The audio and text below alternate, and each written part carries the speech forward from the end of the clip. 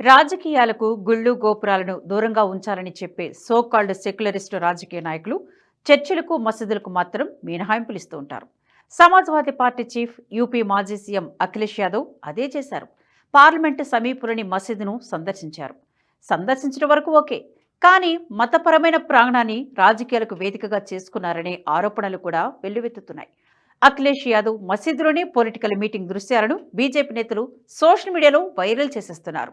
అంతేకాదు అఖిలేష్ సతీమణి SP MP Dimple Yadav మసీద్ కోడ్ ఆఫ్ కండక్ట్ పాటించకుండా మీటింగ్లో పాల్గొన్నారనే విమర్శలు ఎదుర్కొంటున్నారు. అఖిలేష్ యాదవ్ మసీదు సందర్శనకు సంబంధించిన ఫోటోలు బయటకు రావడంతో ఇది రాజకీయ దుమారానికి దారితీసింది. ఆ ఫోటోలో డింపుల్ యాదవ్ సహా ఎస్పీ నాయకులు మసీదు లోపల కూర్చున్నట్లు చూపించారు. పార్టీ ఎంపీలు మొహిబుల్లా నద్వీ, డింపుల్ యాదవ్, ధర్మేంద్ర యాదవ్, జియావుర్ రెహమాన్ బార్కులతో కలిసి అఖిలేష్ యాదవ్ మసీదులో కూర్చున్నట్లు చూపించే ఫోటోను బీజేపీ నాయకులు విస్తృతంగా ప్రచారం చేశారు. ఈ సమావేశంలో రాజకీయ ఉద్దేశాలు ఉన్నాయని వారు ఆరోపిస్తున్నారు. BJP IT cell chief Amit Malviya ఈ చిత్రాన్ని ఎక్స్లో పోస్టు చేశారు. అఖిలేష్ యాదవ్ పార్లమెంటు సమీపంలోని మసీదులో రాజకీయ సమావేశం నిర్వహించారు. రామాలయం ప్రారంభోత్సవానికి దూరంగా ఉన్న వ్యక్తులు వీరే. ఇది లౌకికవాదం కాదు, ఓటు బ్యాంకు కోసం వంచనట్టు ఆగ్రహాన్ని వ్యక్తం చేశారు. బీజేపీ అధికార ప్రతినిధి ప్రదీప్ భండారి సమాజ్వాదీ పార్టీని బహిష్కృత హిందూ వ్యతిరేకగా అభివర్ణించారు.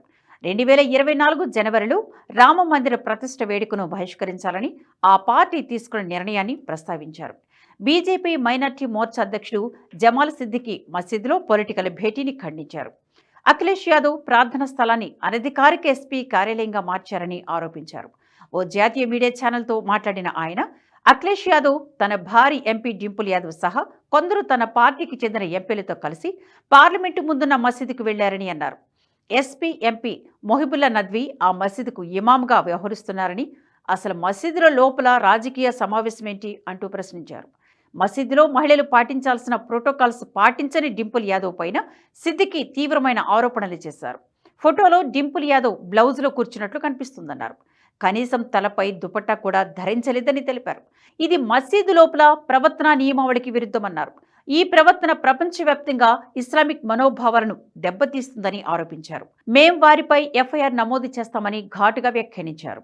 అంతేకాదు మసీదును కాలక్షేపానికి వేదికగా మార్చారని మండిపడ్డారు. అక్కడ దేశ వ్యతిరేక కార్యకలాపాలపై చర్చించారని కూడా ఆరోపించారు. కేవలం ఛాయ్ తాగడానికి వెళ్లామని చెబుతున్న అఖిలేష్ యాదవ్ వ్యాఖ్యలపైన ఆయన మండిపడ్డారు. మసీదు ఛాయ్ తాగే ప్లేస్ కాదన్నారు. ఛాయ్ తాగడానికి ఆ మసీదు ఇమాం నద్వీ ఇల్లు కాదని, అది అల్లా ఘర్ అంటూ ఘాటుగా విమర్శించారు. అల్లా ఇంట్లో ఛాయ్ తాగడం, భోజనాలు చేయడం కుదరదని అన్నారు. UP deputy CM Brajesh Pathak కూడా అఖిలేష్ తీరుపై మండిపడ్డారు. ఎస్పీ రాజ్యాంగ నిబంధనలను ఉల్లంఘిస్తోందని ఆరోపించారు. సమాజ్వాదీ పార్టీ ఎల్లప్పుడూ రాజ్యాంగాన్ని ఉల్లంఘిస్తుంది. రాజకీయ ప్రయోజనాల కోసం మతపరమైన ప్రదేశాలను ఉపయోగించకూడదని భారత రాజ్యాంగం చెబుతోంది.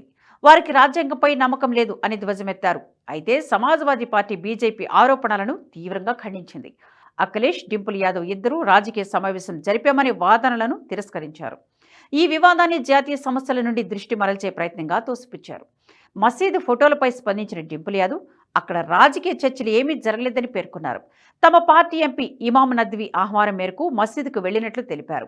బీజేపీ తప్పుడు సమాచారాన్ని వ్యాప్తి చేస్తుందని, అక్కడ తాము ఎలాంటి మీటింగులు పెట్టలేదన్నారు.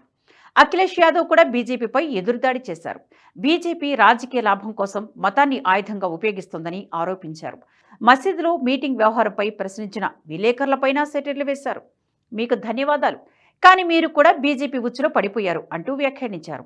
విలేకరులను అలా ఒక పార్టీకి అంటగడుతూ అఖిలేష్ యాదవ్ చేసిన వ్యాఖ్యలపై సర్వత్రా విమర్శలు వ్యక్తమవుతున్నాయి.